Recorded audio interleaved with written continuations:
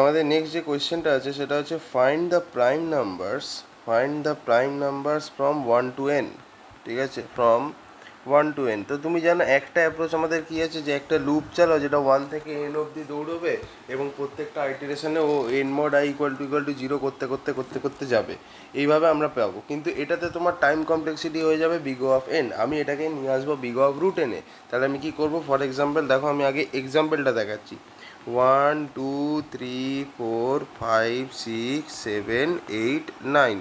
ঠিক আছে, তো ধরো আমি যদি এটা লুপটাকে 1 থেকে √n অবধি চালাই, তার মানে কত হচ্ছে, 1 থেকে √9 অবধি চলবে, তার মানে 1 থেকে 3 অবধি চলবে। ওকে, 1 থেকে 3 অবধি চলবে। তাহলে আমার প্রথম একটা কথা বল, 1 থেকে যদি 3 অবধি চলে, 1 কি, 1 একটা নট প্রাইম নাম্বার। ঠিক আছে, দেখ এবার ভালো করে দেখবি কিভাবে এটা হচ্ছে। √n অবধি চলবে, তাহলে √1 কত, √1 তো 1ই হচ্ছে। ঠিক আছে, আচ্ছা, √2 কত, এর রুট নিলে কত, 1.44, তার মানে আলটিমেটলি এটা 1ই হচ্ছে। √3 হলে কত হচ্ছে বল দেখি, 1.732, 1.732 উইচ ইজ অ্যাপ্রক্সিমেটলি তোর 2 হয়ে যাচ্ছে।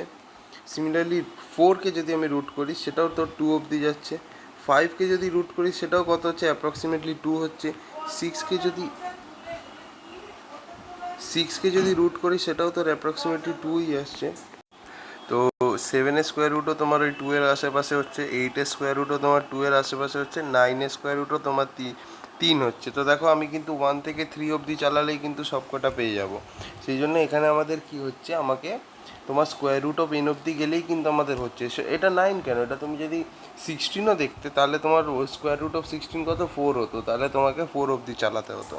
ঠিক আছে, তো তাহলে দেখো এখানে আমাদের কি হচ্ছে, 1 থেকে n অবধি চালাতে হবে। এবার আমরা সবাই জানি, ওয়ান একটা প্রাইম নাম্বার নয়। তো যদি 1 হয় তাহলে আমাদেরকে ফলস রিটার্ন করতে হবে। ঠিক আছে, যদি 1 হয় তাহলে আমাদেরকে ফলস রিটার্ন করতে হবে। ঠিক আছে, আচ্ছা যদি আমাদের 2 হয়, 2 আমরা জানি একটা প্রাইম নাম্বার, সো 2 হলে আমাদেরকে ট্রু রিটার্ন করতে হবে। ঠিক আছে, তো চলো আমরা এখানে এরকমভাবে অ্যালগোরিদমটাকে আগে লিখি। ঠিক আছে, দেখো, সো অ্যালগোরিদমটা কি, create a function with bull return type, Boolean যেন রিটার্ন টাইপটা হয়। ঠিক আছে, উইথ বুল রিটার্ন টাইপ। কেন বুলিয়ান, কেন, বিকজ অবভিয়াসলি দুটো ভ্যালুই দরকার হবে, আইদার ট্রু দরকার নাহলে ফলস দরকার। তো যেন রিটার্ন টাইপটা বুল হয়। ঠিক আছে, এবার এর ভিতরে তুমি একটা নাম্বার নিয়ে নেবে, গিভ এ প্যারামিটার, এটা হচ্ছে প্রথম লাইন। সেকেন্ড লাইন হচ্ছে গিভ এ প্যারামিটার, ভিতরে তুমি একটা প্যারামিটার দিয়ে দেবে, পরে যেটার যে প্যারামিটারের উপরে মানে ওর মধ্যে ভ্যালুটা স্টোর থাকবে। ঠিক আছে, যার মধ্যে তোমার ওই ফাংশনটা কাজ করবে।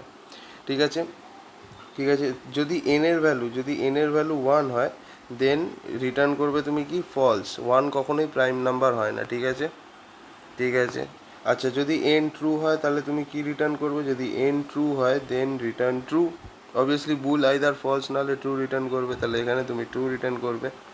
এবার তোমার লুপটা তাহলে কোনখান থেকে চালাতে হবে, 3 থেকে চালাতে হবে, রাইট? 3 থেকে চালাতে হবে, তাই তো? তাহলে আমাকে 3 থেকে লুপটাকে চালাতে হবে। তাহলে start the loop from 3 to square root of n। ঠিক আছে, অ্যাট এভরি স্টেপ, প্রত্যেকটা আইটারেশনে তুমি চেক করবে, আইটারেশন চেক, কি চেক করবে, যে n mod i 0 হচ্ছে কি না। ঠিক আছে, মানে তোমার ওই নাম্বারটাকে কি প্রত্যেকটা নাম্বার ডিভাইড করে দিচ্ছে কি না। এবার দেখো প্রাইম নাম্বার মানে কি নাম্বার রে ভাই, একটু বলতে পারবি? প্রাইম নাম্বার হচ্ছে ওই নাম্বারগুলোকে যেটাকে খালি 1 এবং সেই নাম্বারটা, দ্যাট নাম্বার, এই দুটো নাম্বারই যদি ডিভাইড করতে পারে কোনো একটা নাম্বারকে, তাহলে সেটা হচ্ছে প্রাইম নাম্বার। ফর এক্সাম্পল আমি যদি বলি 17 প্রাইম নাম্বার, কেন, বিকজ 17কে খালি 17 ডিভাইড করতে পারবে আর 1 ডিভাইড করতে পারবে। সেম গোজ উইথ 19 আর 1 যদি খালি ডিভাইড করতে পারে তাহলে হচ্ছে প্রাইম নাম্বার, অন্য কোনো নাম্বার যেন না ডিভাইড করতে পারে। তো যদি n mod i, মানে ধর যদি 3 থেকে চলছে, ঠিক আছে, 3 থেকে তোকে স্কোয়ার রুট অফ n অবধি যেতে হবে। ঠিক আছে, পুরোপুরি n নয়। ঠিক আছে, তো n mod i যদি 0 হয়ে যায় তার মানে কি, এন মড আই যদি জিরো হয় তার মানে কি ওয়ান আর দ্যাট নাম্বার এই দুটো বাদ দিয়ে অন্য কোনো নাম্বার ডিভাইড করে দিচ্ছে, তবেই না তোর মড করে জিরো আসছে রিমাইন্ডারে। যদি ওয়ান এবং সেই নাম্বারটা ছাড়া অন্য কোনো নাম্বার ডিভাইড করে তাহলেই তো এন মড আই এর ভ্যালু জিরো হবে। ঠিক আছে, তো যদি এন মড আই জিরো হয় তার মানে ওই নাম্বারটা প্রাইম নাম্বার হবে না। ঠিক আছে, তাহলে at every iteration check N mod I zero or not. ঠিক আছে, তাহলে এখানে কি হচ্ছে, if N mod I is zero, যদি এন মড আই এর ভ্যালু তো জিরো হয়ে যায় তার মানে তুই ফলস রিটার্ন করবি। কেন? তাহলে তো ওটা প্রাইম নাম্বার নয়। তাহলে কি রিটার্ন করবি তুই? তুই ফলস রিটার্ন করবি। আর না হলে এলস, এলস কি করবি? এলস তুই ট্রু রিটার্ন করবি। ব্যাস, আর লাস্টে কি করবি? লুপটাকে এন্ড করে দিবি। ব্যাস, গল্প শেষ। বুঝতে পেরেছি? একদম সহজ। এবার প্রশ্নটা হচ্ছে এবার কোডিংটা করব, রাইট? কোডিংটা করব। এইবার অনেক সময় জানিস তো আমরা জানি প্রত্যেকটা ইভেন নাম্বার, এবার একটা ভালো ক্যাচ তোকে দেখাচ্ছি, কোডিংয়ে এই জিনিসগুলোই মেনলি লাগে। দেখ, আমি যদি কোনো একটা নাম্বারকে দেখি 4 5 6 7 8 9 10, এরকম যদি আমি নাম্বার সিরিজটাকে দেখি, আমি জানি টুই হচ্ছে একটা অনলি ইভেন নাম্বার যেটা প্রাইম। প্রাইমের মধ্যে যদি ইভেন নাম্বার যদি কোনো একটা হয় তাহলে সেটা হচ্ছে টু। টুই হচ্ছে the only even number that is prime.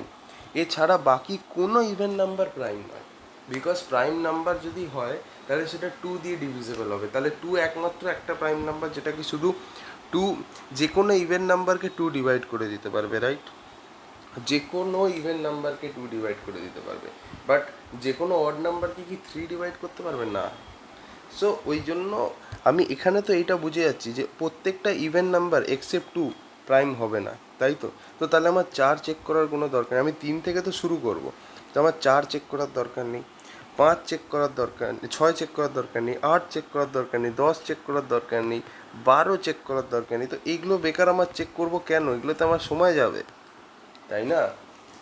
এগুলো আমার চেক করতে কোনো দরকার নেই, আমি জানি যে 2 হচ্ছে just only even number that is prime. তো তাহলে আমি কি করব? তাহলে আমি এক কাজ করব, এটার পরে আমি এটা করতে পারি, 2-এর পরে আমি আমি 3 থেকে শুরু করছি, তো 3-এর পরে আমি 2 ঘর স্কিপ করলাম, আবার 2 ঘর স্কিপ করলাম, আবার 2 ঘর স্কিপ করলাম, দেন আবার 2 ঘর স্কিপ করলাম, এভাবে দুই দুই স্কিপ করতে করতে যেতে পারি, তাহলে আরও কম সময় লাগবে। তো তাহলে দেখো আমি তাহলে কোডিংটা কীভাবে লিখবো ভালো করে দেখবে। সো দেখো, প্রথমে আমি একটা ফাংশন, এবার আমি সিউডো কোড যেরকমভাবে অ্যালগোরিদমটা লিখেছি ওইভাবে লিখবো। তো প্রথমে কি বলছে, create a function with a bull return type, একটা ফাংশন তৈরি করো যার রিটার্ন টাইপ হচ্ছে কি বুল। ঠিক আছে, তাহলে বুল চেক প্রাইম বলে নাম ফাংশনের নামটা দিয়ে দিচ্ছি। তারপর কি হবে, তারপরে বলছে যে একটা প্যারামিটার তার ভিতরে দিয়ে দাও। ঠিক আছে, আমরা একটা প্যারামিটার দিয়ে দিলাম ইন্ট n, এর মধ্যে আমাদের প্রাইম নাম্বারটা চেকিং হবে। আচ্ছা ভালো, নেক্সট কি বলছে, যদি n তোমার 1 হয় তাহলে ফলস রিটার্ন করে দাও। অবভিয়াসলি, বিকজ তোমার n তো একটা প্রাইম নাম্বার নয়, তো তাহলে তুমি কেন ট্রু বলবে, তাই না? তো ইফ n ইকুয়াল টু 1, তুমি কি রিটার্ন করবে? ফলস রিটার্ন করবে, obviously, because this is not a prime number না। নেক্সট কি বলছে, যদি n এর ভ্যালু 2 হয় তাহলে রিটার্ন করবে ট্রু, অবভিয়াসলি 2 একটা প্রাইম নাম্বার, তো ট্রুই রিটার্ন করবো। তাহলে if n equal to 2, return করব কি? রিটার্ন করব ট্রু। আচ্ছা, এবার নেক্সট আমার 3 থেকে স্টার্ট করতে হবে। তাহলে কি হচ্ছে, start the loop from 3 to square root of n। এবার দেখো আমি এখানে কি করব, এখানে আমি একটা ম্যাজিক দেখাবো তোমাদের। ঠিক আছে, আমাকে এখানে একটা ভ্যারিয়েবল আমি নিয়ে নিচ্ছি ইন্ট লিমিট, যেটার মধ্যে তোমার কি ভ্যালু থাকবে, স্কোয়ার রুট অফ n এর ভ্যালুটা স্টোর থাকবে। এবার তুমি বলবে কেন স্যার, কেন তুমি স্কোয়ার রুট n এর ভ্যালুটা একটা ভ্যারিয়েবলের মধ্যে স্টোর করছো? বিকজ ধরো যদি আমি এটা স্টোর না করতাম, ধরো আমি এই লাইনটাকে কমেন্ট আউট করে দিলাম, ধরো এই লাইনটা নেই, তাহলে আমায় কি লিখতে হতো, for int i equal to 3, i less than square root of n, i plus plus. আমায় তো এই জিনিসটা লিখতে হতো। ধরো যদি আমি এই লাইনটাকে কমেন্ট আউট করে দিতাম, তাহলে কি হতো, প্রত্যেকটা আইটারেশনে স্কোয়ার রুট অফ n বারবার ক্যালকুলেট হতো। তো ওটা তো আননেসেসারি না, আমার তো কোনো দরকার নেই বারবার square root of N calculate করার, একবারই square root of N calculate করে সেটাকে একটা ভ্যারিয়েবলের মধ্যে ঢুকিয়ে দাও। কিন্তু যদি তুমি ডাইরেক্টলি ফাংশনটাকে তুমি লুপের মধ্যে দিয়ে দাও, তাহলে প্রত্যেকটা আইটারেশনে square root of N calculate করতে করতে যাবে, তার জন্য একটা এক্সট্রা টাইম লাগবে। সেই জন্য যাতে ওই এক্সট্রা টাইমটা না লাগে স্কোয়ার রুট ক্যালকুলেট করার জন্য বারবার, সেই জন্য আমরা ওটাকে একবার ক্যালকুলেট করে ওটাকে একটা ইয়ের মধ্যে দিয়ে দিয়েছি, লিমিট বলে একটা ভ্যারিয়েবলের মধ্যে, এবং আমরা এইখানে তাহলে কি লিখে দেবো, I less than equal to তোমার লিমিট লিখে দেবো, লিমিট, ব্যাস তাহলেই হয়ে গেল। তাহলেই আমরা অনেকটা অপটিমাইজ করলাম, ঠিক আছে, আই প্লাস প্লাস। এইবার আমাদের এখানে কন্ডিশন চেকিং হবে, যদি এন মড আই যদি 0 হয় তাহলে ফলস রিটার্ন করবে অবভিয়াসলি।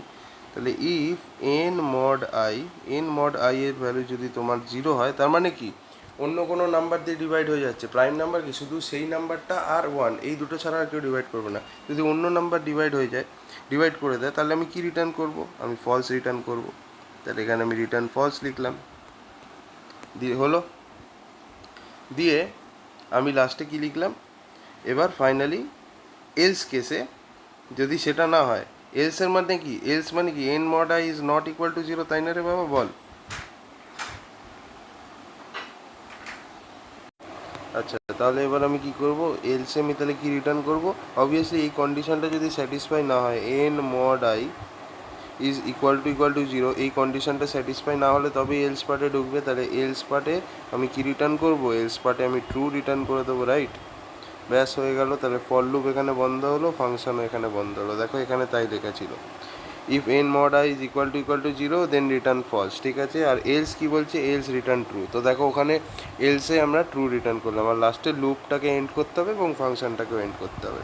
তো এই অ্যালগোরিদমের টাইম কমপ্লেক্সিটি কত, এই অ্যালগোরিদমের টাইম কমপ্লেক্সিটি হচ্ছে big O of √n, because আমরা √n টাইমস চালিয়েছি, ঠিক আছে, থ্যাংক ইউ।